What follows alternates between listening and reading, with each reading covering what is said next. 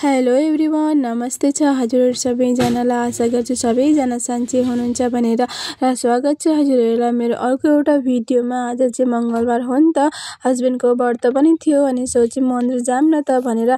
दिउँसो चाहिँ भ्याइँदैन, अब हस्बेन्डको ड्युटी हुन्छ, त्यही लागि हामी चाहिँ बेलुकै जुवाई हुन्छ हाम्रो चाहिँ मन्दिरहरू। अब अनि यता चाहिँ म फुल प्रसादीहरू लिएर जाँदैछु मन्दिरतिर। अब हस्बेन्ड र छोरी चाहिँ अघि उहीँ गएर बसिराख्नु भएको छ।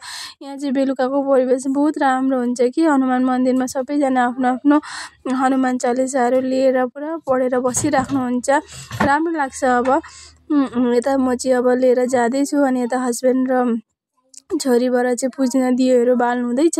अनि यता धुपकाठी चाहिँ ऊ आफै जलाउँछिन् अरे, अनि त्यही लागि चाहिँ आफै नै घुराइरहेकी छिन्। यता गणेशजीलाई मजाले घुराएर अनि फेरि उनले ढोक्छिन् राम्ररी। अब अनि यता हामी चाहिँ अब टिका सिका पनि लगाइसकेर अनि यता प्रसाद पनि दिनुहुन्छ नि त।